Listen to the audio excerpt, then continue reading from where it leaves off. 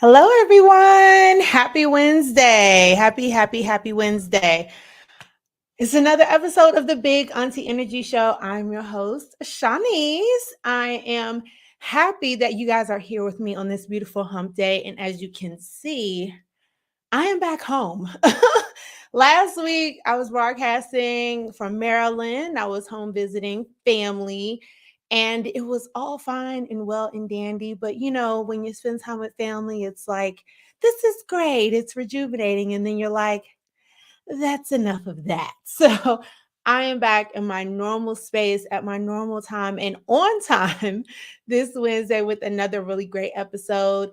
And as I talked about it last week, the month of August is going to be Teacher Appreciation Month. So every Wednesday this month, I'm going to have my teacher friends on, and we are going to talk all things, everything. So you guys know we're going to jump right into some of these very popular trending topics, and of course, dive deep into the latest and new Beyonce album, Renaissance.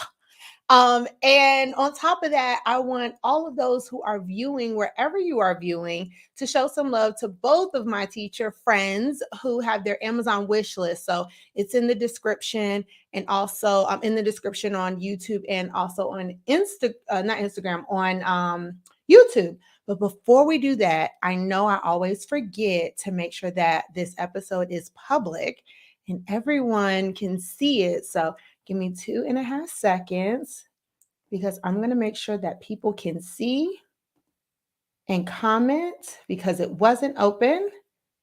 And boom, we're live on Facebook and everyone can see and comment on Facebook. So I'm really excited, but we're going to jump into it in just 2.5 seconds. Y'all, I have a fan that goes, and I always forget to turn it on. And this week I'm already hot. So I was like, no, we're going to stop and do that. So we're going to jump right in with our business spotlight. So this week I have a really cool business spotlight, and you can kind of see the shirt here. Let me see if I can pop up a little bit. And today's business spotlight is HBCU Pride Nation. So I've been following HBCU Pride Nation on Instagram for quite some time, and it's a really great platform. They always highlight so many great schools and all 107 schools on their Instagram. And I just happened to be able to meet the founder, who is Travis Jackson, who's really, really dope, and has some really great merch. So, of course, I had to support, and I got this cute HBCU Pride Nation. Here we go. HBCU Pride hat. For me, it's always a big deal to have a good hat, especially, when the new growth starts kicking in. But yeah, really great hat, great shirt. And they have this really cute African shirt with like the continent, and it has all 107 HBCU names on there, which is really dope, which I actually do need to get. So Travis, if you're looking, I need to cop one. But be sure to show Travis and HBCU Pride Nation some love. As you can see, scrolling right here on the bottom is the Instagram and Twitter handles, also the website. That's where you can find the merchandise and check it out. Make sure that you show love to a lot of these small business owners, specifically those that are representing Black people, most importantly, HBCUs. So definitely check out HBCU Pride Nation. That is the shirt that I'm rocking today, and I'll be rocking this entire episode. And so I am going to go ahead and bring in my wonderful teacher friends who are guests today. So my first teacher friend is my girl, Megan. Let's get Megan in. Hey, Hi, how are you doing? I'm good. How are you? I'm doing really, really good. I'm happy that you're here. And let's bring in my next teacher friend, Miss Jahara. Let's see. Hello. Hi, how are you doing? Good. How are you guys? I'm good. It's right here. Okay. I know. So I'm really excited to have both Jahar and Megan on, because not only are these my friends who supported me in pretty much all of my little creative endeavors. They've been on my podcast, Dating Over 30 Sucks from season 1. But when I decided to do this, I was just really ecstatic that both of you were like, yeah, sure, like let's get this done. So Megan, I'll let you start first. Introduce yourself and let people know a little bit about yourself as an educator. Okay. Well, again, I'm Megan J. My kids call me Miss Jones. I teach with the Durham Public Schools here in Durham, North Carolina, of course. I teach kindergarten at the wonderful Burton Elementary School. Awesome. I've been teaching for about 9 years. It'll be 9 years this year. So, yeah. 9 years. 9 years, yeah. Wow. Okay, and you teach the little kids. Like I do. we're giving ABCs and 1, 2, 3s. Starting from the bottom, as Drake said. Starting from Yeah. Oh wow. Okay, and Miss Jahara or Professor Davis, let us know a Yes. little bit about yourself, how long you've been teaching and everything. Well, I am Jahara, aka Professor Davis to my students in Village University. That's what my theme of my classroom is called. I have been teaching for 8 years. In October, it'll be 8 years. I teach at Hillside High School in Durham Public Schools as well. So it's good to be with my fellow Durham Public School colleague. And I teach the big kids. So I teach English. I teach 10th grade English, which is English 2. And I just absolutely love it. I love it. Really? So I have a course in affinity, not just for you guys because we're friends and we went to school together, but I taught for 2 years. I taught middle school, and you really have to. Teaching is not a profession you can go into casually. You either like it and are passionate about it, or you just aren't, and you got to go. I'm always been a firm believer. Kids don't deserve a half-ass teacher. Either you're Absolutely. there because you really, really, really want to be there and you're passionate about it Mhm. and you're calling. Otherwise, you need to get out. Like I felt that was my thing. I was like, I don't feel like I was giving my kids everything they deserved, and it wasn't my calling. And so that's why I left teaching. But I have so many teacher friends, especially still a lot of my colleagues who may be watching. Hey, everyone. So I love this. And when I came up with this idea is because I know last year, Megan, I donated stuff, but I was also out of the country. So I did it all wrong.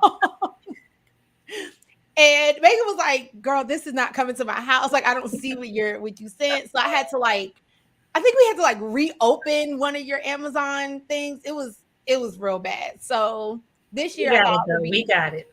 We got it. Yeah, you eventually got it. But I did it all wrong. I did it all the way wrong. And I came up with this idea because I thought it would be really great to just spread a little bit of love and have people be able to have access to your Amazon wish list. But most importantly is to also, I think, humanize teachers. Sometimes I think some people either think, oh, well, teachers, I mean, they just kind of do their little thing with the kids during the day. But teachers also have so many other great things going on and have so many great opinions. So I just was hoping to use this opportunity and platform to get more information out there and then also let y'all shine. Thank you. Before the school year And starts. I think this is dope. And I told you this when we talked on the phone. Because a lot of times when people think that you're a teacher, it comes with this great responsibility. And it comes with responsibility more so of that, oh, you're a teacher in and outside the classroom. No, I'm not. And I'm sure Megan can attest to this, but when you're a teacher, it's also hard to turn that off sometimes. It does become part of your identity, especially when you see your students out and about, or when you're going to support them, or when you're doing things outside your classroom for your students. The two can sometimes connect. And recently, with me, a part of my teaching journey and motherhood is I have to find Jahara. Like I can't be Professor Davis all the time. I can't be mommy all the time. I'm first and foremost, before I was introduced to any of those titles, I was Jahara.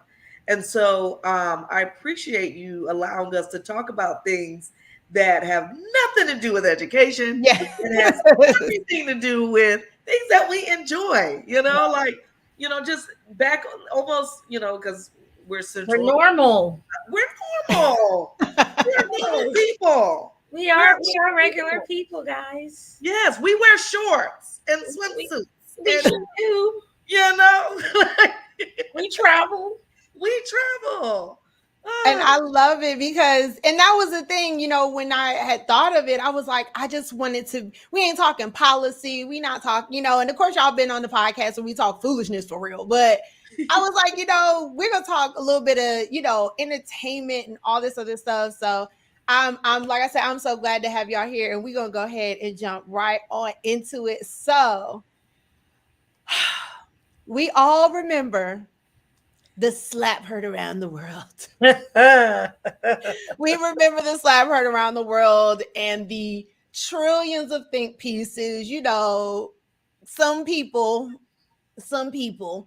thought it was, you know, just an atrocity and they were just scared out of their mind. And some of us was like, I mean, niggas get slapped all day. Like, that's just keep her name out your mouth. Yeah, that's all I can say. Some people just get slapped. That's just how that goes. But Will Smith, you know, honestly popped out with a video, an apology video. Mm-hmm. And I was a little shocked, I'll be honest, when it popped up on my Instagram, because I was like, well, I thought he already apologized. So he never really apologized? Just to the Academy.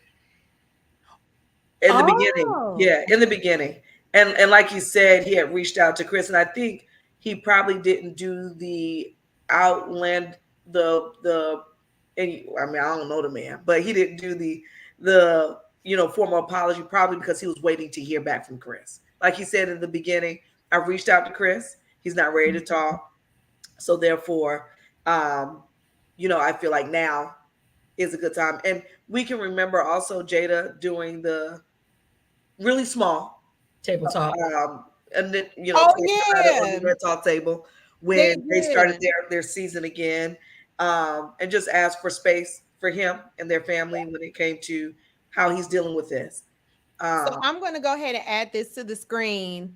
So yeah, so that was the one thing. I'm glad you mentioned that because I do remember this Red Table Talk and they just did the little like this. It was like a quick 3-sentence structure. Everyone dug on her behind again. Everyone's right. Like, oh, Jada. It was not a lot of us. I don't know about you, but I was waiting for, I was like, well, I know she's going to have to bring them to the red table. Like, I think they're going to do a red table style, you know, entanglement joint. So I'm going to play, I don't know if it's going to play with the music, but I'm just going to have the closed caption so people can see it while we react. So let's go ahead and jump right into it. Jahar, you could go ahead as you were starting. What were your thoughts on the video? First of all, when it comes to the slap, the epic slap, I agree with the slap. This is the thing. You cannot have a documentary about Black women and hair. And then talk about it in a room full of predominantly white people. Ooh. And think, let me sip on that. That it's gonna be okay. It don't make sense. You can't sit there and have a whole documentary about your biracial children's hair now, okay? And Black women's hair, and then soon as you get on front of a stage, despite what maybe Will and Chris is, because Will has said, look, I've told you before to keep her name out. I've told you before, you know, leave my wife alone. But then you can talk about anybody else. You can talk about anything else. You can still talk about Jada, but not her hair. Right. And at this point with Black women, I think we're at a place where stop talking about us in a way of where you're not protecting us. If we're not saying anything to you, leave us alone. Leave us alone. Why do we always have to be the butt of bad jokes? Or you got to come and talk about our beauty. It's hard enough to keep up with just being a natural Black woman, period. So, first of all, I condone the slap. I felt like he should have slapped him and then came back with a back. However, like an old school dual slap. In case you didn't feel the first one, let me back that up for you. Reverse that for you a little bit. But to answer your question, I felt like the apology was genuine. Yeah. I think Will Smith always comes from a good place. I've definitely seen his red talk tables when it's been just him talking about his being a father, him talking about his first marriage, him talking about his relationship with his kids and Jada. I never feel like Even he's Janet a man. Hubert, when him and Janet Hubert sat down Yes, that to Fresh too. Prince. He's very genuine when he does these things, and I feel it. Yes, and I felt like it didn't need to be drawn out. It was a good amount of time for the apology. He answered several questions and he apologized to Chris's mom. He apologized to Tony. He apologized to Chris and he apologized to his family. And he apologized to his fans and those that his friends that he may have hurt. And I think, people just need to take the apology and then allow this to rest and move along. Because I feel like if it was anybody else, we still wouldn't be talking about this. Oh, absolutely. Someone of a different color, they would have been like, well, they've been going through a lot, but it was Mental health excuses. issues. So many excuses, but because it's a black man Yeah. who's defending his wife, and even though he said an apology, she didn't tell me to go up there and slap him. But however, he felt like as a man, and sometimes, as men, a good black man, he gonna defend his own. Oh, absolutely. And he said, look, I messed up, I made a mistake, but I was wrong. And he owned up. He didn't make any excuse for why he slapped him. He said, there's a better way I could have handled it. And I didn't do that. And I was wrong. Right. Absolutely. Megan, what do you think? What do you think about the apology? I agree. I think the apology was very genuine. I mean, it did take a while, but I understand. But I think he said it was in India or something, or he was, venturing and finding himself. Yeah, that's fine. Go ahead, friend. But I do think it was genuine. Of course, I've always been a fan of Will Smith, so I mean, both of them, Will Smith and Chris Rock. But I do think him coming at Jada like that, you don't talk about us like that. I mean, come on, Chris, you know better. But anyway, teach his own. But the apology was genuine. I had no hard feelings when he slapped the man in the first place. I was like, well, don't talk about his wife's head. Don't talk about his wife. That's what I say. But other than that, yeah, I mean, no hard feelings against Will. And, hopefully Chris, I think he apologized as well. So, Yeah, I'm in the same boat. I personally didn't feel that this apology was necessary, but I also felt it was one of those things like we didn't really act. And when I say we, I mean Black people specifically. I don't think we asked for this, but having it is fine. Like, I'm okay that he did this. I felt it was as long as it needed to be. Absolutely. It was about, I think it clocks in minutes. at about, a little under 6 minutes. Right. It's very clean. It's very concise. I love that there's no like unnecessary remorse and groveling and trying to like, I think I saw one person like, see, he out here shucking and jiving. I was like, what? Please tell me the timestamp of shucking and jiving. Like it was really, really quick. And that was one thing I loved about it because he didn't try to say like, I'm so sorry. I've never done this stuff before. Like we've seen Will Smith smack somebody like a journalist before, right? So it's like, he kept it sweet. He kept it simple. He kept it, just to apologizing to Chris and his family, his mom, and taking account. I felt there was also a good amount of accountability. Absolutely. Mm-hmm. But one thing that through this whole thing, and I'm going to put up these 2 comments really soon, which is we can all sit here and say there's other ways to handle it, right? Like even as you guys are both educators, even myself, I taught middle school, which is probably a good contrast. Like yeah, that's a whole high. I taught middle school for 2 years. Yeah, but we tell our kids that all the time, especially in middle school when them hormones are wilding out, right? Like we tell them, like, guys, you have to think, you have to stop, you have to breathe, but at the same time, like human emotions are human emotions. I would always tell my kids, like, I will never tell you don't cry about something. I will never tell you not to be angry about something because those are natural human emotions. I think he had a natural human emotion, and as always, there's this expectation of Black people to always still be above and above and above. Oh, Michelle Obama said it, you know, when they go low, you go high. Since I go medium, because there might be, I go a strong medium. And I felt like this was a moment where Chris Rock was digging and doing offensive jokes. And of course, it was for laughs. And I know that's what they do at the Oscars, but it doesn't matter. You struck a nerve with somebody, and he decided he wasn't going to go high. He went medium and he slapped you. That was that he went medium. That's how I felt. He went medium, because to me, going low would have been like, F you. He would have went up there and just started boxing, because he is like, let's not forget, Will does show his Philly side often. Oh yeah. So I just felt he went medium, and that's what happened. So I'm gonna pull up some of these comments really quickly, because I love to get the comments in here. So we got two out here. He said, does he have to apologize to us publicly or to Chris by himself, man to man? But he tried. He said he tried. I said, yeah, I think he said he tried. Yeah. I agree with too. Like, for me personally, and that's probably what, and like I said, I probably felt like he tried to do that first before he addressed the public. But also, like, now he's banned from the Oscars for what, like 10 years? Yeah, I think 10 years. Yeah. Like the next 10, which is stupid to me. Especially so that's the Harvey Weinstein, but we won't go there. Because if that's the case, you need to be banning some other people for other things that they've done. Come on. But because he slapped Chris Rock. Yeah. And I mean, it was live. It was live. It was live. And it was on the Oscars. Wow. However, look, we all hit a Lupita. No, right. But you know what? Her reaction was the best one for me. For me, I'm like, she's like, oh well, you know. Can we just talk about Lupita? I want a Lupita appreciation. But I loved her reaction though. She reacted like every Black woman who is close to conflict but don't got nothing to do with it.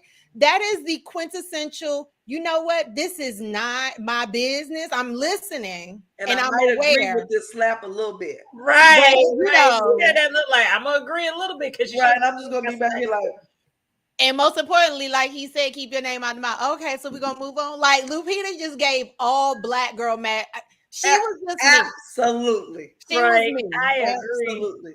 So hold on. Let's get to this really quickly. If you feel disrespected, there are ways to handle it responsibly. I agree with the slap. If it had to happen, just not in public. Yeah. Because you know, some people, what I see too is a lot of stars say, look, we argue. We're not saying that we don't. Yeah. But we do it during commercial break. We do it in the after party. We do it. It happens on those nights. Yes. It's just not public. And I think he only got caught because he was like, yo, I'm about to do this. And my thing is this. I would say, Megan, what you said. I think he was just tired. I think he was and you tired. can't start a walk and don't finish it. Yeah. Even if in his mind he was like, turn around. Nah, I'm already up here. I already made it up the last step. So I'm here now. Let's go. Here we are. And you know, another thing I thought about was like, and he kind of addressed it. He's like, you know, I saw an interview. Like, these are also like celebrities aren't above the internet. They're not above the jokes we do. Like, let's not act like we didn't make memes of, you know, the entanglement interview. Like, we didn't make memes of Will Smith crying, and we didn't make. I mean, entanglement is literally in our vocabulary as Black people, right? Like, they see this, and for us, it's jokes and it's laughter, but like, these are real people. And I can't imagine being on that level, seeing people joke about you, your wife in these situations without low key being like you said, just tired, like just tired of it. Enough is enough. Right. I'm going to do this last one. And we Exactly. So here we go. We have Miss Maya. She goes, I appreciate this convo, though I respectfully disagree, which is all to the good. Look, we ain't no slaps gonna happen if you do disagree. But she says Chris' joke was not funny, and it really wasn't.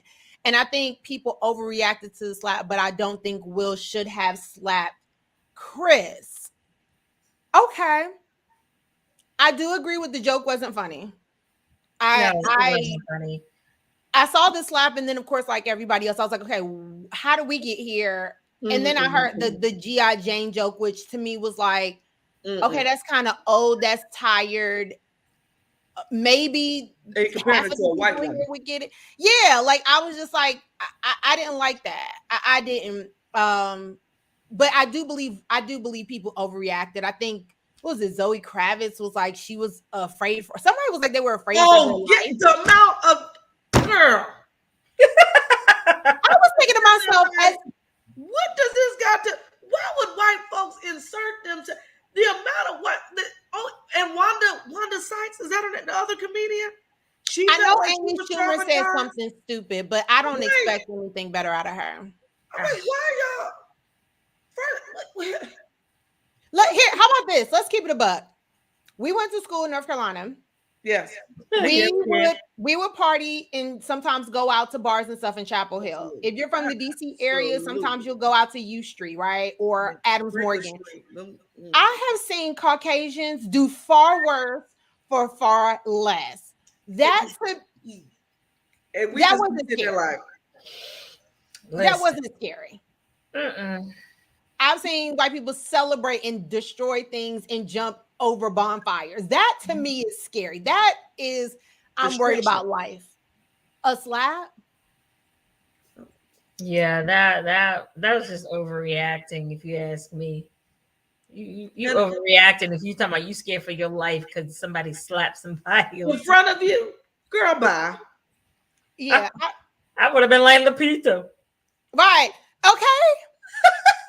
You have to keep an eye out. You trying to make sure that none of that energy heads your way, right? Like you are sitting here like I know because Lupita also I feel like she knew the cameras were on her because she was so close to Will and Jada. Right, she's right there. She was right there. So you can't. But but what I also enjoyed watching was Denzel. Yes. Samuel Jackson. All of them and Tyler Perry. Yes. I enjoyed them going to speak to him. I liked seeing Denzel go to Jada and speak to her personally. To see black men rally behind black men, a black man who y'all because they understand it. Oh yeah, especially Denzel and Sam. They definitely understand it. They understand it. Listen, I'm gonna tell you this: if there was, I would pay $100 to have just heard the conversation they had, and the reason why is because of the dynamics. You got Tyler Perry, who obviously raised in the church. A lot of his content is driven in Christianity. You got Denzel, the older statesman, always cool, calm, collected, and then you got Samuel L. Mother and Jackson, who is always about that life. Like I feel like to have those three around him, I feel like there's no perfect group. No better group to be around him. All you gotta do is ask Mike. All you gotta do is ask Mike. But I can only imagine the conversation. Like I know Sam is probably like, look, come on, but look, I would have. Sam probably said you had a right to slap the MF, but not right now. Not on national television. Now look, I don't like them up either. Right. We're not about to be doing this. And Denzel's like, you know what? Listen, gather yourself. Right. This is your night. You did it. You know there's backlash from this, and you will get through it's gonna be backlash from this. You already know. That's okay though. But you defended your wife and you defended your family. And we'll deal with the other stuff later. Those are two versions that you need in your life. Oh, absolutely. Tyler. Tyler did a mini prayer. Tyler was like, all right, look, now. Okay, so God got you, baby. God got you. God got you. We gonna pray for you, baby. We got you. We gonna pray for me. Add to the prayer list this Sunday. I'm gonna add you to the but prayer. You can still make movies at my studio, so we good to go there. Oh, right, you right. That ain't a but I'm not. That is too funny. No, you are 100% right. I think, like I said, in closing this one, I think Will did a great job of just being himself, apologizing like a man, which I absolutely expected. I'll be honest, even after this, I'm like, I don't really need a red table.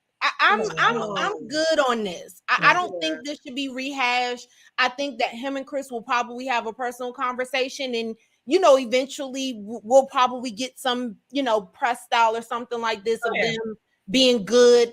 But I'm like, I think this can literally be laid to rest. And I think Will is going to continue to have a great career. I don't believe this tarnishes him. I don't believe this tarnishes him as a black man. I think it was a misfortunate accident. It happened. He apologized, and we really moved on. I'm gonna do these last two comments before we go to the next one. So he said, Ricky Smiley said, Will should have pulled Chris to the side after and had that talk. Honestly, that is a responsible decision.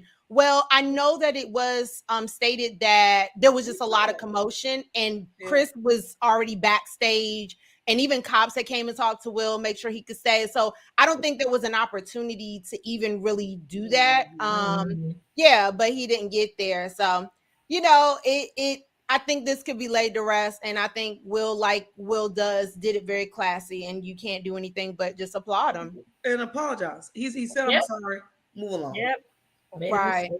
So we're gonna go next to this that's happening on the subject of boys behaving badly.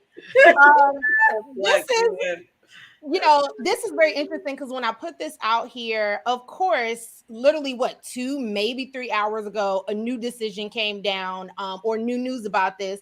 So for those of you, this is our little sports talk. Deshaun Watson, who is a quarterback for now the Cleveland Browns. Of course, we know he had over 25 women come out about him having sexual misconduct. Many of the women settled. Many of them, settled also with the Texans organization, which is where he was when a lot of this happened. A lot of these were massage therapists. And the official ruling was that he was getting a 6-game suspension. That was what, in my personal opinion, I felt it was light. And yes, I've heard a lot of the men come out about, well, it wasn't criminal and all this other BS. At the end of the day, we know how many of these men get down in the NFL, and 6 games for the allegations that came out, I thought was very light. And a $350,000 fine, I think, something like that. $350,000. Now, to me, that's a hell of a lot of money. But based on the contract, it's nothing.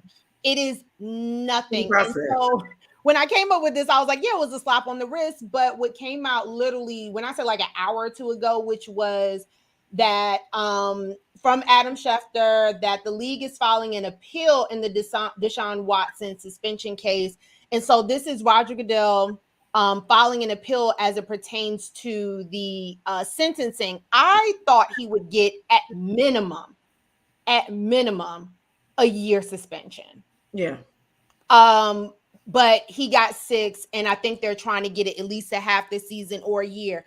Ladies, I'll start with you, Megan. I'll go down. How do you feel about this, specifically with the NFL and a lot of these type of incidences with football players and some of the punishment that they're given? Oh Lord, what is up with us? That's all it's like, okay, we get money and we go nuts. And I didn't really hear about this up until now. And I'm just like, really, Deshaun? Like, why? And he still is admitting that he did nothing wrong. He didn't do anything. Okay. So the backstory is, if I'm getting it correct, he sexually assaulted 25.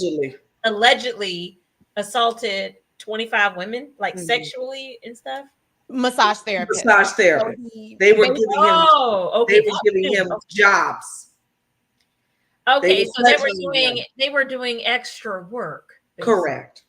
Okay, and so they got paid, right? Yes. Okay, yes. So why are they coming out now saying that my issue is you got paid, and It's a Bill Cosby situation. So Yeah, I so don't get it. a lot of the allegations are that things went too far. Mhm. Okay. Again, because it hasn't gone to trial, a lot of them settled.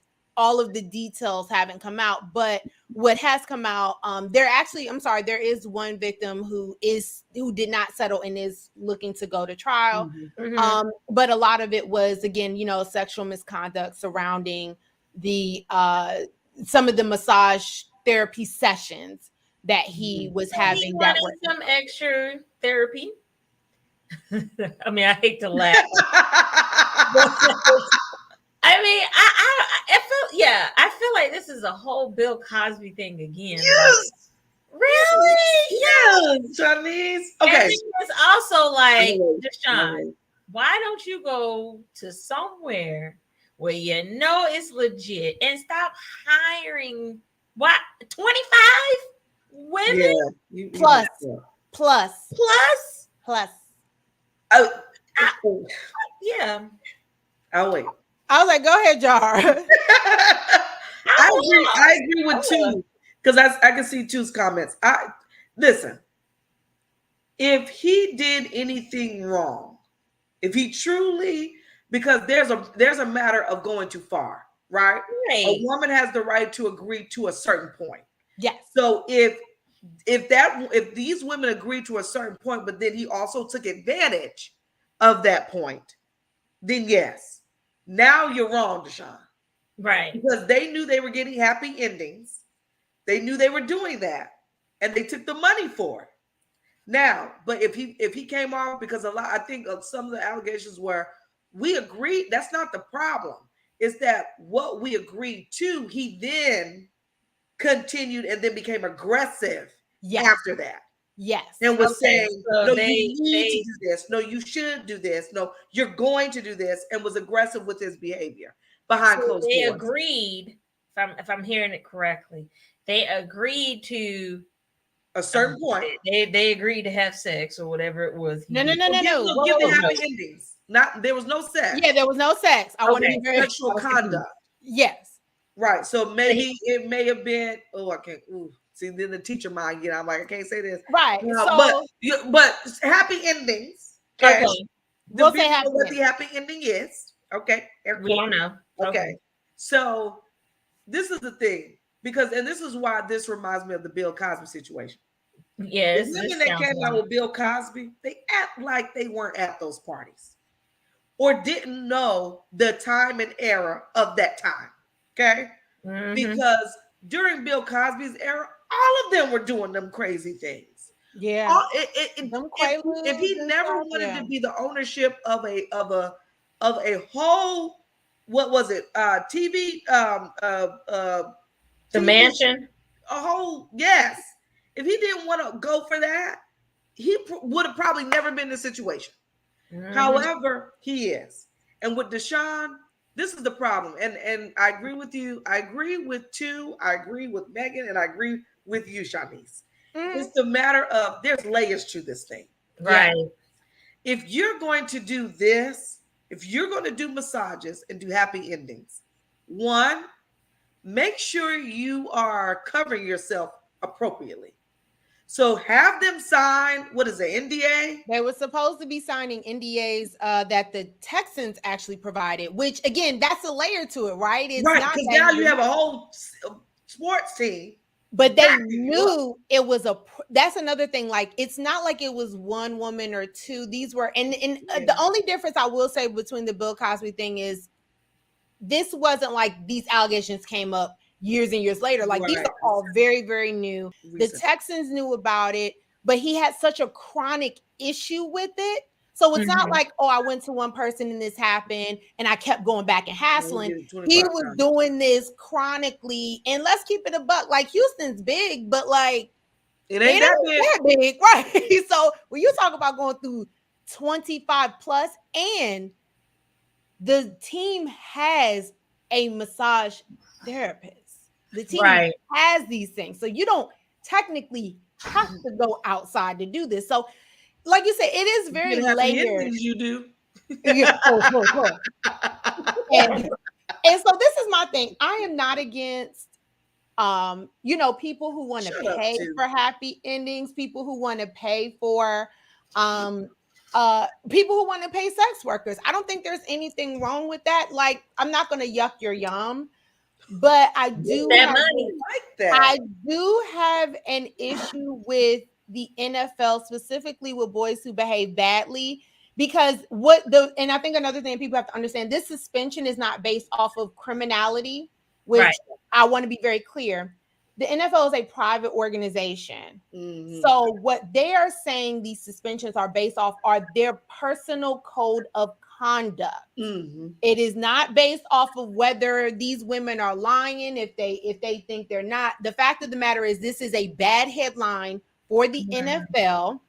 This is that's why they have a personal code of conduct, right? Like, we remember when the news had gotten out about, I can't remember his name right now, who was spanking his kid, right? As Black people, we like, okay, sometimes your kids need that. The Bible. But for their personal code of conduct and what is outward facing for the league, that is not how you are supposed to conduct yourself. That is what these suspensions are about. And I will agree, as far as the criminality and the details of it, whatever. But I think when it comes to the face of the NFL and the constant issues they have when it comes to racism and issues with women, we can look. I know someone on here who's a Cowboys fan, and we remember one of their running backs who got in trouble a little while ago for lifting a girl's shirt up, Correct. when he wasn't supposed to be touching people, right? Right. Yeah, We're talking about personal code of conduct. And in my opinion, if we want to compare how this happens in the league, there's no reason why Deshaun Watson's 25 accusations, one of which still is going to trial, should be the same as what happened with that running back lifting up a girl's shirt. They shouldn't both be getting 6. If 6 is what Zeke got, right, he should be getting a year. He should be getting a year. He should be getting I agree with that. Because either way, your conduct. Right. Yes, it was Adrian Peterson. Sorry, thank you. Yeah. I think when you talk about personal conduct, that was my thing. When I was like, well, how is he getting the same amount as Zeke? As somebody who just I get it. And I'm a Cowboys fan, so it's okay. Hey, go Cowboys. Go Cowboys. Those Giants. Y'all might be. Oh, y'all definitely beat us. We're trash this year, but y'all still not gonna win the playoff game. So we're gonna go to the next. Oh, okay. This is not that show. Golly. Just come for me. Listen, we're gonna have an NFL show soon, and we're gonna get real wild on here. But we have an NFL party. We absolutely will. So look, the last one I want to get before we jump into Beyonce is A League of Their Own. I don't know about you guys, but I saw this, that it popped up on my YouTube, that they are rebooting A League of Their Own, which was, of course, a very popular movie that came out in the 90s. Actually, I think it came out in 1992 with Tina Davis and Tom Hanks. I love that movie. Love the movie. Yes. But now they are rebooting it. And I'm actually excited about this because it is going to be a series on Amazon Prime. And they're not only going to be talking about the women who played baseball, but they're also going to be adding in the African-American element, talking about African-American women who also were playing in different Negro leagues. So but it's a series, and I love that because they actually are going to dive deep into it, because again, that's another story when it comes to not only Black people playing baseball in the 20s and 30s, but Black women who, again, as we know, were not afforded that opportunity. So have y'all seen this trailer? What do you think about them rebooting this? I'm not a big reboot person, but this one I'm really excited about. I have to agree with the young lady making the comments now. I absolutely agree to this 110%. Yes. Like you, I love the movie. The movie was a classic. But I recently saw, not too long ago, sometime this year, there was a Black woman who's being honored because she played baseball. And I think she turned 100 years old or something of that nature. Oh, wow. But she was one of the Black women that played during that time and was not recognized. Right. And so I feel like, I saw, and I also saw this too, and I'm going to try to make this really short, Janice. I know because we got to get to Beyonce. Yeah, we gotta But get to Beyonce. Somebody said, I saw this on Facebook where people were like, I'm tired of seeing Black movies being recreated, or a Black trauma being constantly, because they were talking about the Emmett Till movie that's coming out, and I get that. I totally get that. I did my rant about Till last week. That's a lot. That's a heavy hitter. That's However, but I think it's important that we still have history being made and Black movies being told for moments like this. Yeah. Where Black women were a part of the war. They were, we talked about Red Tails, but what about the Black women during that time? Ooh, Black women were a part of these white women's careers as well. But in 1992, we don't see them. So we saw a little glimpse when she threw that baseball. Yep. Yep. That was because let me tell you, when I say I love that movie, I love that movie. I love it. I love it. Like, you cannot. This is why the stories still need to be told, and from a teacher standpoint, it needs to be told so our kids can see it. Right. And we have to reach them the way that we reach them. They don't do encyclopedias like we did growing up. They don't do those certain things like we. Right. Too many hidden figures. So by too many hidden figures, the movies, the documentaries, the short stories, the series still need to be told, because that's the only way we're going to be able to reach our current generation of kids to know that you need to know your history. Point blank, and I'm done. No, I 100% agree. Go ahead, Megan. I think you were saying something. Oh no, she nailed it. But anyway, no, I'm a huge fan of the movie. I love the movie. I could sit here and watch it from the beginning to the end, and I love it. And I like the fact that they are remaking it and adding in us.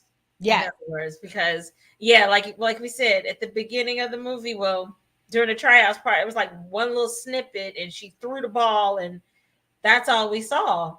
And I'm like, well, where did she come from? Like, when I first watched the movie, that was my thought process. Well, where did she come from? So, I don't even think she said anything. I think she was literally like, oh, can you get the ball? And she throws it, and she like, that was it. And I think I was a kid when it came out, so I'm asking my parents, like, well, who is that? And they don't know, right? And they're like, I don't know, sister. So I'm like, I'm excited to see the reboot, and I can't wait to see the other side to the story of A League of Their Own. So yeah, I'm a huge fan. So I'm like, yeah, I'm ready to see how they handled us Black women. Exactly. I think one thing about the way they're retelling it, or not, I wouldn't say retelling, but actually telling this story is really to walk in the shoes of this Black woman, not only being Black at this time, but also being a woman when, Black people in general were struggling, but adding the woman element, I always say, that's already 2 strikes right against us. So yeah, I'm really excited. I want to learn about this character and who she's based off of. And I feel like they're going to do a really great telling, because Amazon Prime has been doing really great storytelling. I'm a huge fan of The Boys. That's on Amazon and Upload. So I'm excited to see this and see us in it. So yeah, if you're excited to see this one, I will probably be talking about it, especially once it's over. Yeah, it starts April 12th. But look, we are going to get to the 6 de Résistance. Mrs. Carter has arrived, everyone. Miss Carter has arrived. We are going to talk about Renaissance. I will start by saying this. I want to do my really quick disclosure. I am not in the Beehive, okay? Okay. I'm not a hire. Say it out loud. No, I didn't either. I didn't. Yeah. I'm not. I feel like you got to tell people you're not in the hive, because your opinions about things generally skew, right? Like, I'm not in the Beehive, but I respect Beyonce. I am a fan. I do love her music.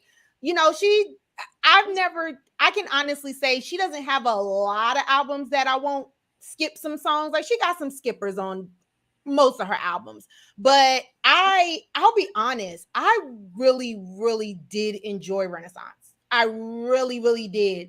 I'm gonna let y'all go ahead and jump in. I put the track list up here, but what are your thoughts about Renaissance? How do we feel? Well, okay. So I listened to the album. I think I listened to it yesterday, and I mean there was some good stuff on there. Break My Soul was getting on my nerves, but that's just me. Yeah, I think they don't played it Because it out. was the first one that came. It's been Right. yeah. I do like Church Girl. I don't know why, but I do. I like Church Girl. That was good. Let's see which other ones did I like. I like the Pure. Is it Pure and Honey on there? Okay, yeah, sorry. Look, let me take this banner down real quick so you can see it. So yeah, Pure Honey. I like that one. I also like Energy. That was pretty good. By no means, as I know we're getting into the album discussion, I did not hear Milkshake in number She took 5. it off. But Yeah. did she take it off? Yeah, she took it off. She took it off For the first time yesterday. She took it off. Okay, so if I listened to it yesterday, she must have took it off by then. It was a whole thing that came out. She took it off. Okay, because I remember that whole situation. I'm like, well, I want to see if I can hear it, but I guess she didn't. She took it off faithfully, but we won't go there about that little situation. But whatever. And number 12, Thick. That's my other one. No, I didn't skip any songs. I listened to the whole album, but it was pretty good.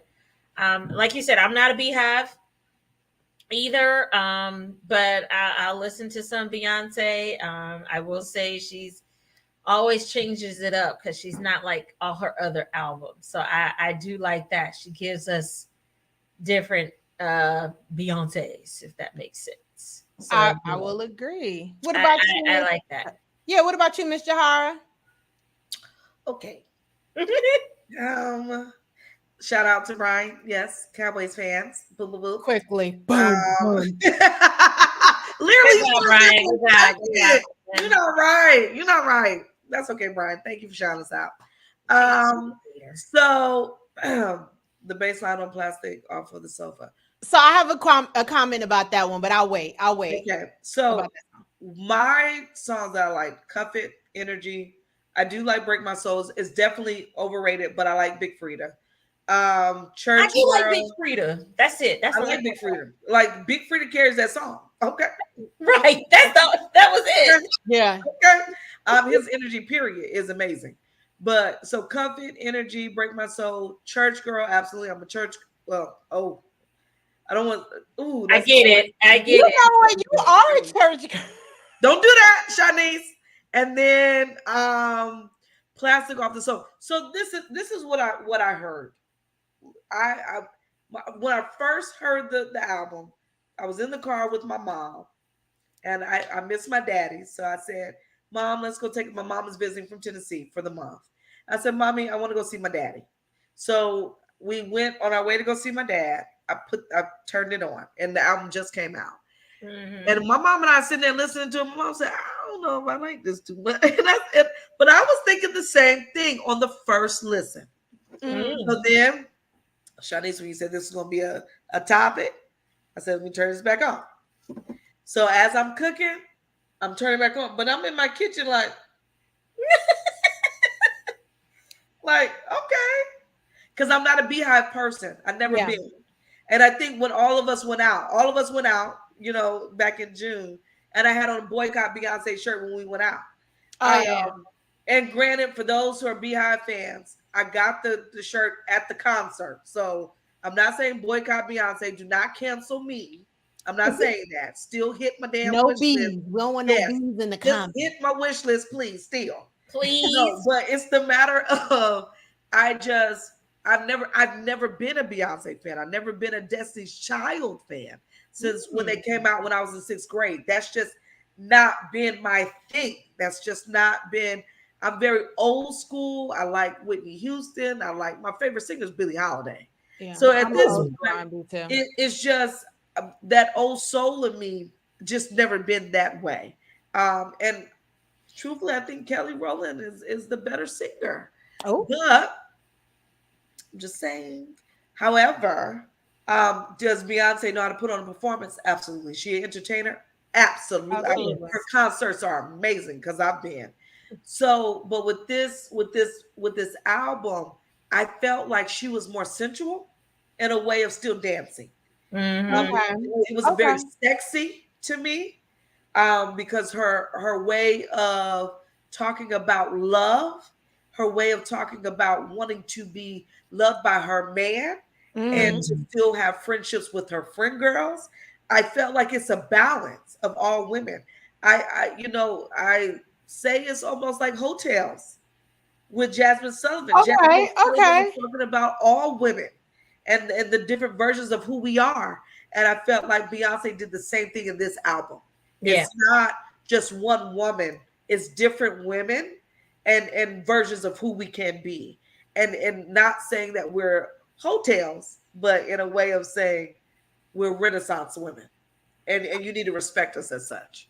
I absolutely love that. I like Before I that. do, I'm gonna hop into the comments in just a second. I will definitely say, on first listen, similar to what I said a few weeks back, when Break My Soul had came out, it's definitely more of a dance vibes. I think it's definitely catering, definitely to the LGBTQ plus community. This is for the ball. This is for for the gays. And there's nothing wrong with that, I think, but it's definitely more dance vibes. And Mhm. one thing you said, Jahara, which I would have to agree with, when I first sat and listened, I was like, oh, okay, I mean, it's a pretty solid album. And even Brian says it right here. The transitions were absolutely flawless. Absolutely.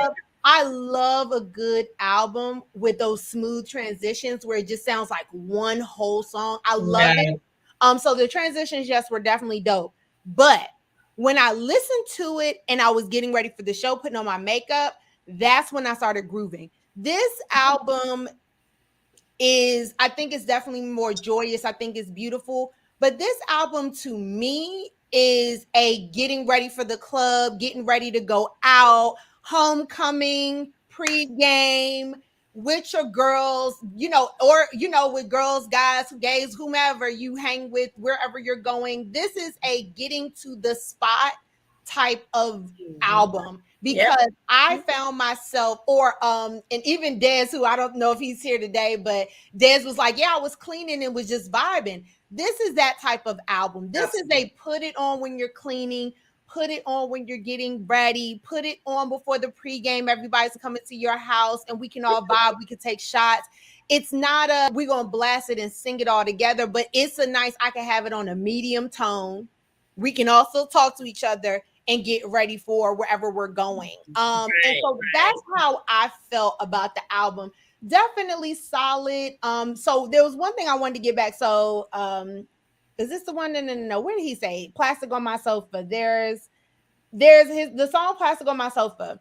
One thing about some Beyonce albums and certain songs, they're good, but I'm like, somebody else should be singing that. So like I think it was Plastic on My Sofa where I was like, if Solange sang this song, Ooh. it would be fire. Like it's just not that she did a bad job. It's no way saying she did a bad job or anything.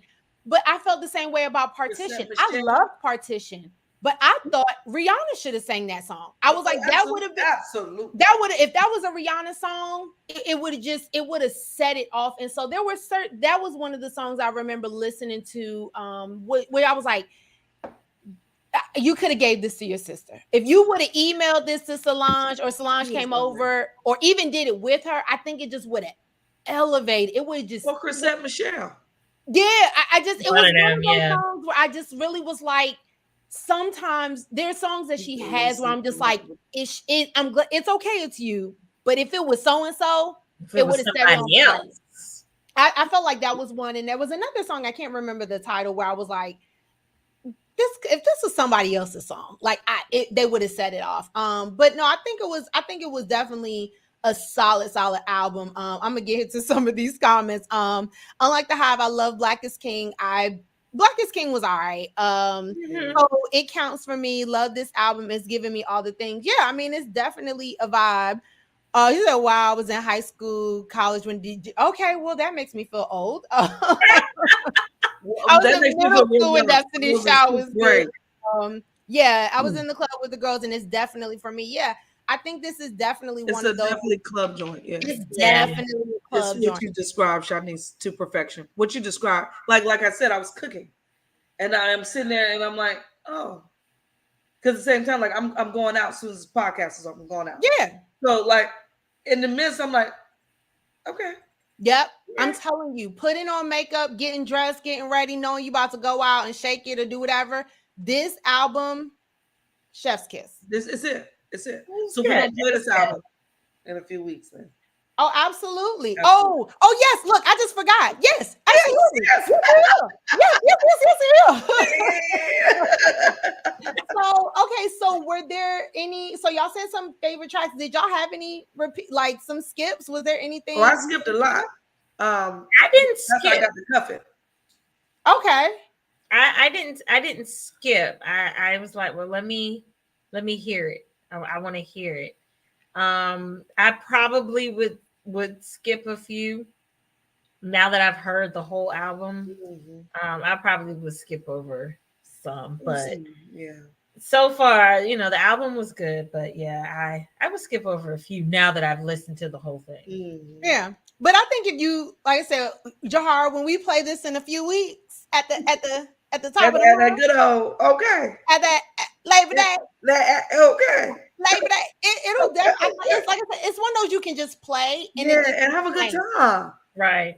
Yeah. You can sip, like you said, and like I don't want to say her name because I don't want to mess it up, but like what she said, like being with your girls, like you said, getting ready, sipping a little bit, taking shots, doing whatever we need to do when we having a good time, because you got to head out that door. It gives you good energy. Yeah. And all you want is good energy, good vibes, good energy before you head out. Like you don't want bad energy. You don't want nuck if you buck. We're not trying to nuck if you buck. We'll do that at the club. Yeah, because at the club, like a few drinks in, whatever. But when we swagging and surfing, but I just need something to just like, skip plastic. We skip plastic off the sofa. Yeah, I'm gonna say because the whole record just seems like a almost like with Drake's album. It's just like boom, boom, boom, boom. And people forget, I think Black people forget too, when we're listening to these types of music, it's nothing new. It's something we invented. This is what our parents and grandparents were dancing off of, was music such as this. Oh, absolutely. Because they love to dance. My mom now still well in her 60s loves to have a good time and loves to dance. And so if you just want something that you can just vibe to and you don't feel bad energy and don't think negativity. Yes, I agree. So Paris says, I think B-Day was more for the clubs in this one. I will agree. Like B-Day definitely had more of those up tempo, but I feel like this is just that vibe. Like it's a vibe. I can put my makeup on because I'm not trying to do the dance and sweat. Like it's enough to get your booty shaking, but also not mess up. Try to do this. You ain't sweating. You ain't sweating. Not trying to do like a little shoulder. This is all. Look, I was literally doing my makeup. I said, "Oh, drop it for the drop it." Like it's just a little booty bounce, but not enough to get me much. Absolutely. Hold on, here we go. Dancing, sweating in the park with the black light. Yeah, it's chill. Because I'm like I feel like it starts a little like chill, and then it's like once everybody gets there, we get some shots going. Like it's just a great background. Picks it up. Background thought. So look. So, of course, we're talking about the album. We got to talk about some of the unfortunate controversy that came with the album, two of which, of course, we know that earlier this week, if I'm not mistaken, because it dropped last Friday, earlier this week, she removed the word spaz out of one of the songs. I personally did not catch it the first time I heard the song because I wasn't looking at the lyrics. But she took it out, similar to the controversy that happened with Lizzo literally 3 weeks ago.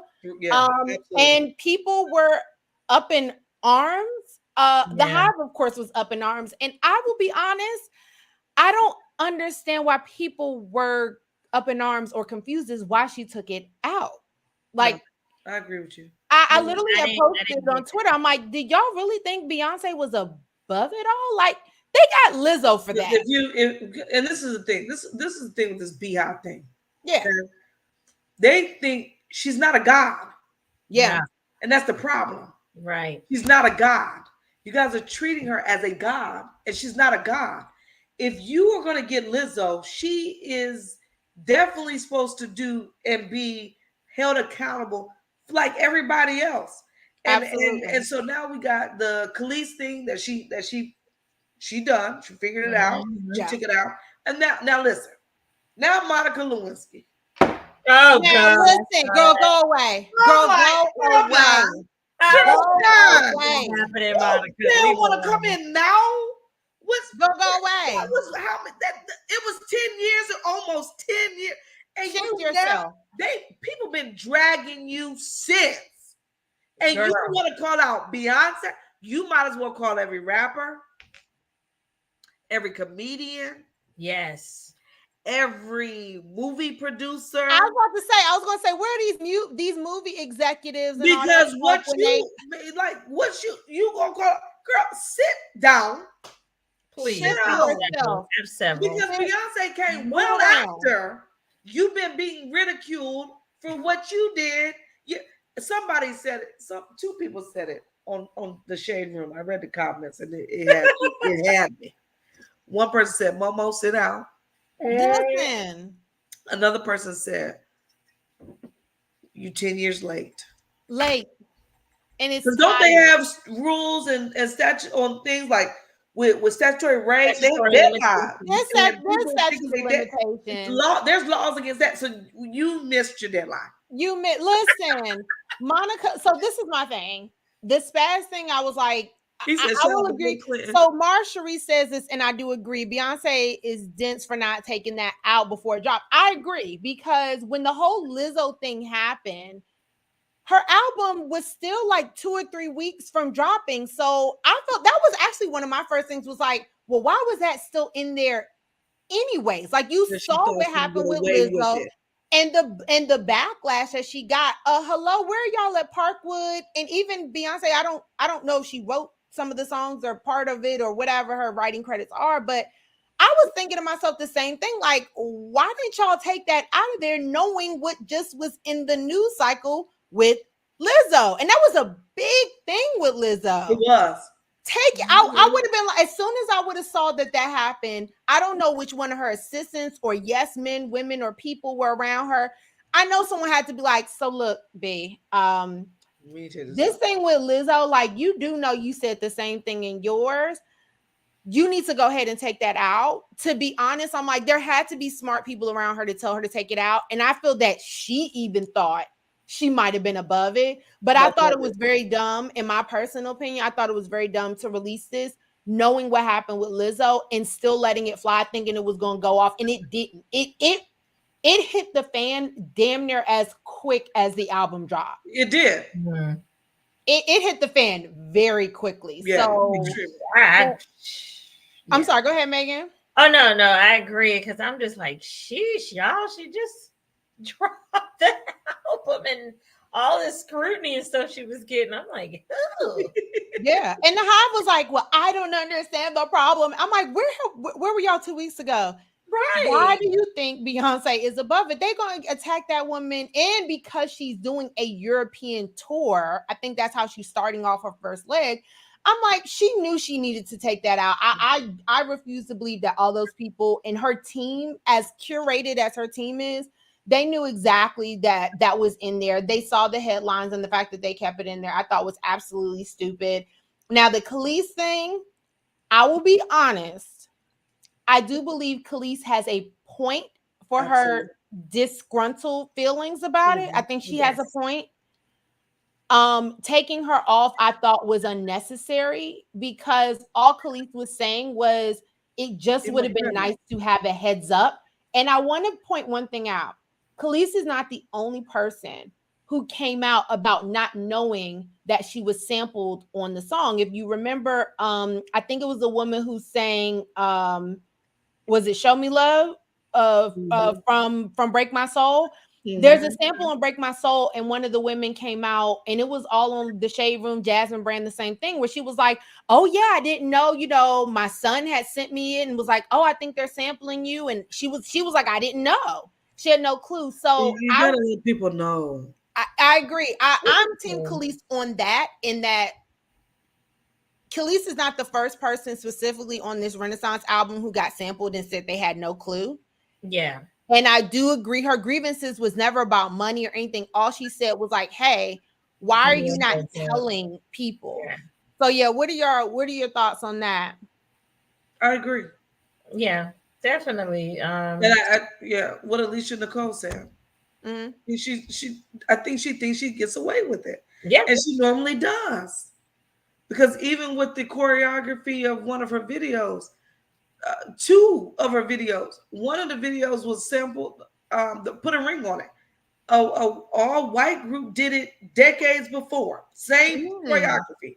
Then with one of her songs, you did the exact same choreography of New Edition. So it's like she's also bitten off of Janet Jackson when she did that you have to acknowledge the people that come before you, because those who are definitely truly beehives, they may not know where you're getting it from, and you're not respecting those who came before you. So it's just a matter of saying, hey, I didn't come up with this. I'm bringing you light to this, and I'm shedding light to this. But I'm not the first who did this. This is not off my dome or the producer behind. This is none of that. We're sampling. Just give credit where credit's due. And I wish she didn't take her off of there or didn't give her credit for it. I wish she just wish out publicly and said, I apologize. Right. And Khalees, you're right. My bad. Yeah, at least acknowledge Khalees, like, hey, I did. I took a sample and everything, but don't just take it off and then, be done. She don't get nothing for it. Right. Jahar, as if Khalees was expecting. No, I'm still here. Okay. I'm still, because we're way past that. Oh yeah, sorry. We did go a little past. Okay. But no, I agree, Megan. I felt the same way. I was like, I don't understand the taking her off. Like, you could have just said, like you said, just a quick acknowledgement, like, hey, everyone, yes, this is a new album. I did a lot of samples, and I want to make sure everyone gets credit, because I wouldn't have been able to have this, and I was inspired by, and I wanted to give credit. I do agree. I think she should have just said that. It could have been a very simple statement of giving appreciation. Right. And to me, especially to me, I look at the Beehive similar to like Nicki Minaj's stands. Ooh. They just get so extreme sometimes. And so I think even the idea of like, oh, Khalees is irrelevant and she's nothing and she's this and that. I'm like, this woman literally just lost her husband. Like, dang, can y'all have a little bit of humanity? Like, she's Jesus Christ, like, she didn't say Beyonce's a terrible person. A lot of the dislike she had was for Pharrell, which I was like, there might be something else going on over there. But I was just like, all I kept thinking to myself was, all Khalees said was like, hey, if this is what you're about and women's empowerment and this and the other, like, then empower all women, like, practice what you preach. And I don't think there's anything wrong. Again, like Jahar said earlier, I don't believe that she's above being called out. And I damn sure don't believe that she's above having people just say, like, look, practice what you preach. If this is what you're about, be about it for real. I'm gonna put up some of these comments while we're talking. If the point is to make sure the vampire doesn't give money, yes, take it all. Look, Pharrell he has to keep that face up. Yeah, he gotta get his check. Right, he do. Okay. I agree with y'all about Khalees. A quick credit to Khalees would have been easy for Beyonce to do. That's all. Right. Like, literally, like, and I don't think Khalees was asking for credit. She was just asking to be acknowledged. Right. That's what she didn't even ask. She don't want money. Yeah, she said it. She said, I don't want money. I just want you to acknowledge me. Say, hey, yeah, I sampled Khalees. She's a great artist. Something like that. And to me, if anything, you gave even more acknowledgement to Khalees by taking her off. So it's like, oh, so you did consciously know. So you knew that. You knew she was on there. You knew you sampled. Oh, she wanted with credit. Now you're saying, I'm not going to give you any credit at all. I'm just going to take it all the way off. I don't know. To me, if that's your queen, that to me wasn't very I didn't like it. I thought it was very unqueen like. Yeah, not very queen like to. Not very queen. So look, here's the last part of the conversation. I really wanted to ask. So this is, I didn't realize this, but this is Renaissance Part 1. There's supposed to be 2 more.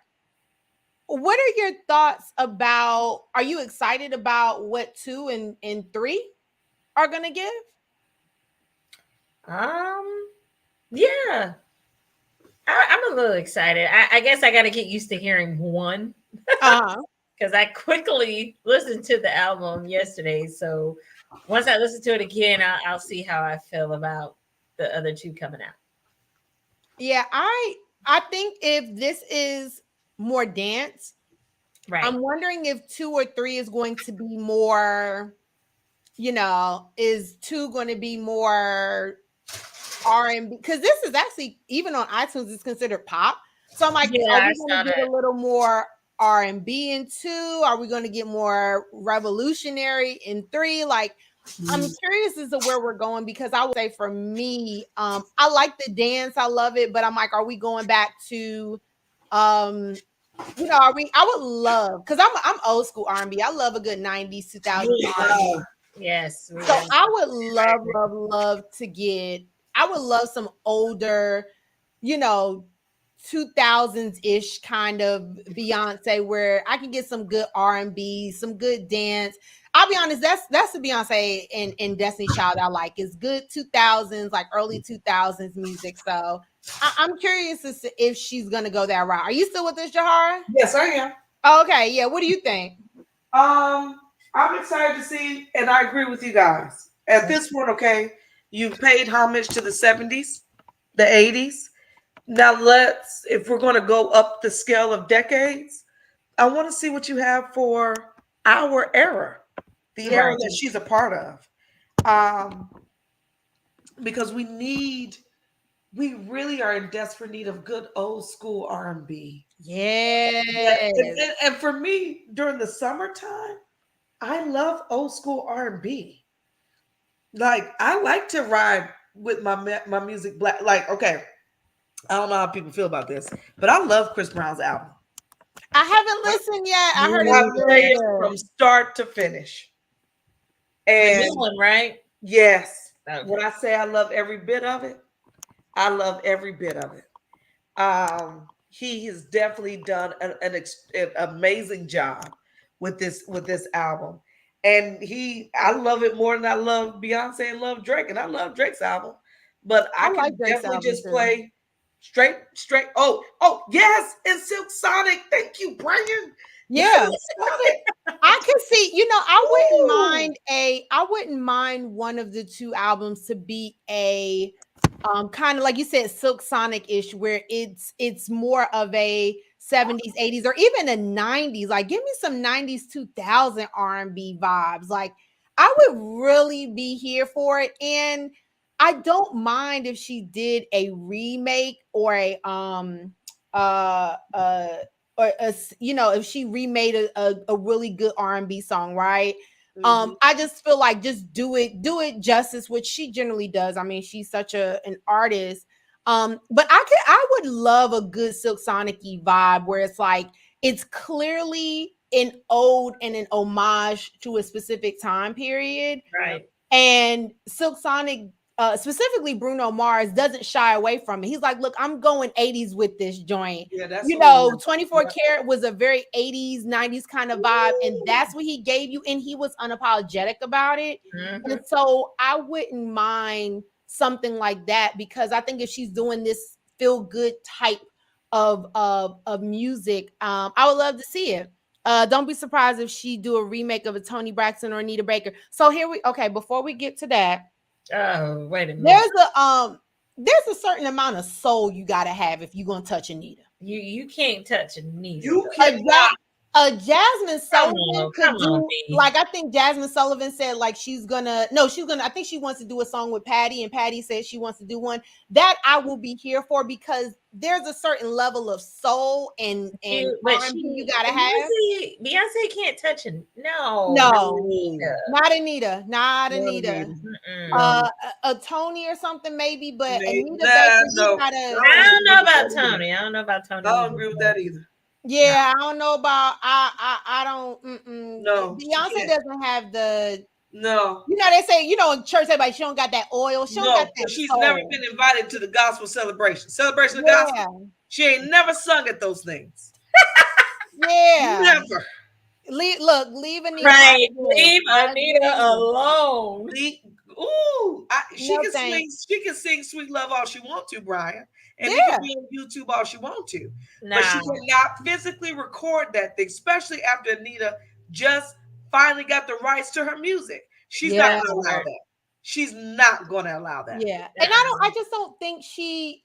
I think the best way to describe Beyonce's sound to me is kind of like Dreamgirls, right? Like, she has that Yeah, softer very.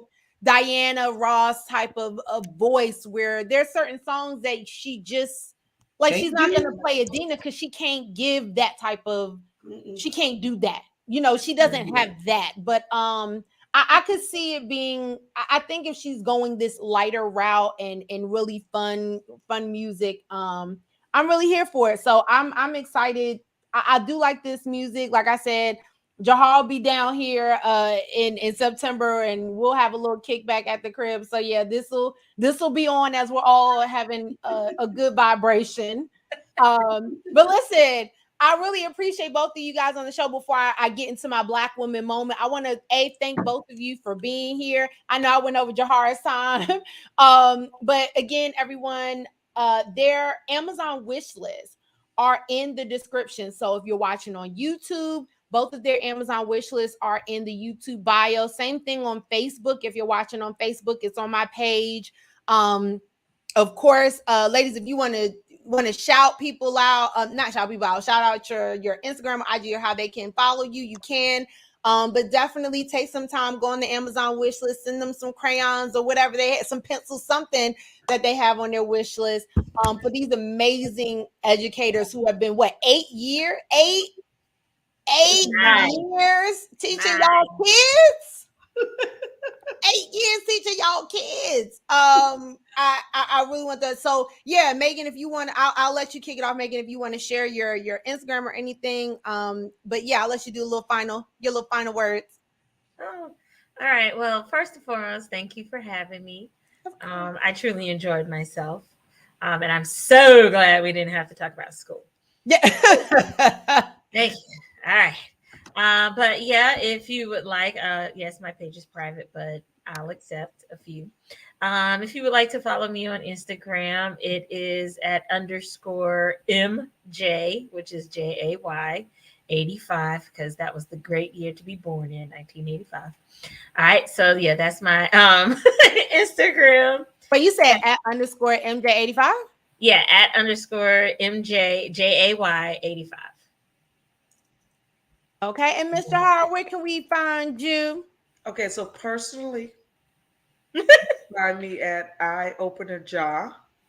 But for my teacher page, so you can see what I do with my students all of the time, it is PROF Davis Deans. So Professor Davis, my students are considered Davis Deans in my classroom. And you can find me there, and we can have an amazing time. You get to see all the things that we do inside of my classroom. Now, Jahar beginning with them kids, I'd be like, Oh man, they're like, come on, can you learn this? And okay, I'm like, okay, I'm gonna learn it. But then also you get to see like me teaching, and I'm a very thematic type of teacher. So we honor Hispanic Heritage Month, we honor Black History Month, we honor Black love. We do all of those things in my classroom. So then you can find me on there to see that. But then my personal page is me, Jahara. So you can also see that there. But Shanice, thank you again for a wonderful evening. I enjoyed this. Right. We needed this. I think we needed this. And Shanice, every time we link up anyway, it's always a vibe. It's It's a vibe. always a vibe. It's always fun. It's always a It vibe. is. It Um, is. but yes, so I gotta go. I think my mom A- is knocking at the door. Absolutely. So start Like I your said, meeting now. I thank both of you so much for being here. Thank you so much. And again, everyone, make sure y'all bless these wonderful, wonderful, amazing educators. All right, Megan, see you. So before I leave out, of course, everyone, like I said, in the bio on in the description on YouTube and also on Facebook is both of their Amazon wish list. Like I said, these are my personal friends. We've known each other for, gosh, actually both of them we've known each other for well over a decade. And they are doing the Lord's work, because I'm gonna tell you what I don't do and won't do no more is teach kids. But they're doing it, like I said, with Megan on the elementary level and Jahara on the high school level. So yeah, if you can give, please do. Again, we're going to have so many more educators next week and over the next few weeks. If you know some educators who want to come up, have fun with me on a Wednesday and share their Amazon wish list, you can always email me or DM me. Of course, all that information is out there. I'm going to do a very, very quick rant. It is going to be 3 minutes, I promise you, for my Black woman moment, because wait, where is it? Here it is. Because of course I saw this online on Instagram, and it really bothered me because, as I told you earlier, I'm representing HBCU Pride Nation. I'm an HBCU graduate. There was a a picture that went viral of a young lady who went to FAMU, who chose to take her graduation pictures booty butt naked in front of the Rattler at FAMU. Now, I did not go to FAMU, but like many HBCUs, there are statues or areas on campus that are very sacred. A lot of the times it has to do with maybe your founders, your mascot, or something that happened on your campus that is extremely historical, but most importantly, sacred.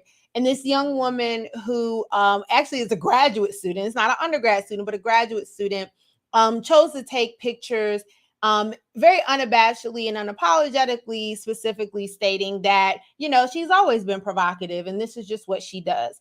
I don't think there's any problem with women who choose to take pictures and do whatever they want to do with their bodies. It is your body, it is your choice. And if that is how you want to express yourself, there is absolutely nothing wrong with that. Where you are wrong and where this got very, very crazy was the simple fact that she did that on her university's campus in a sacred area, or on what I like to call sacred ground. I went to North Carolina Central University. I would not ever dare go to where the statue of our founder is and start twerking or take wild or inappropriate pictures. That is an area where you respect how you respect that sacred ground. You respect what the founders have done. And at my university, there are different ceremonies that we do around our statue, right? So I think that regardless of what you may want to do, you could have taken that picture anywhere. You could have did it on the football field. You could have did it in your front of your freshman dorm. But to do that on sacred ground unapologetically, and from what I've seen thus far, she has not apologized openly to the university for being disrespectful. You now have universities that have to make it known that they are monitoring these areas, and potentially universities that will say, well, students who want to take graduation pictures around statues or graduation pictures in these sacred areas on campus may now have policies where students cannot do that freely, or they have to sign up to do that, or only do it during a certain time with campus security around. There's always one who's going to mess it up for all of us. But at the end of the day, we need to be respectful of our universities. We need to be respectful of our traditions. And I am speaking very, very intentionally about HBCUs. There's only 107 of us, only 107. And so the very least you can do is respect the history, respect all that comes with these universities, but most importantly, respect areas on your campus that are sacred ground. I know that anyone listening to this is going to be like, she's giving real big auntie vibes right now. Okay, auntie, it's different now. No, it's not. It's not. Respect is respect. Tradition is tradition for a reason. I really do hope that this young lady apologizes to her university, apologizes to the alums and the students that found this offensive, and those who didn't, letting them know that, I don't know, maybe there's a little bit of remorse for it. HBCUs are a very sacred place. These areas should be always held to the highest regard. That is my little, that's my little spiel. That's my Black woman moment. I had to do it because, again, as an HBCU grad, that bothered me. Because if it happened at my university, Brian knows me, it wouldn't have went down like that. And sis, honestly, I don't think any repercussions should be like her degrees taken away. I don't think it's that serious. But I do believe that not being on campus for a while will probably be best. Respect our areas, respect our space, even if you did pay tuition to go there. So that's my Black woman moment. Other than that, everyone, I want to say thank you so much for hanging out with me this evening, this hump day evening. You can follow the Big Auntie Energy Show on Instagram, and that is the whole name spelled out, the Big Auntie Energy Show. I'm on Twitter at _Bay_show. I'm really excited about this month. As I said, it's Teacher Appreciation. Next week, I'm going to have my girl Phaedra on with me, who's also an educator. And she's going to be, I'll be sharing out her Amazon wish list next week, so y'all can bless her and bless her classroom also. Again, make sure that you like this video, that you subscribe. I'm going to be here next Wednesday at 8 p.m. Eastern Standard Time. I appreciate those who came out and hung out with me. Hey Mara, hey Brian, and I also see I see my guys from Drinks and Discussion. I'm heading over. If you guys are still live, I'm going to head over there next. But I appreciate y'all hanging out with me on this Wednesday at the Big Auntie Energy Show. I will see you next week. Bye.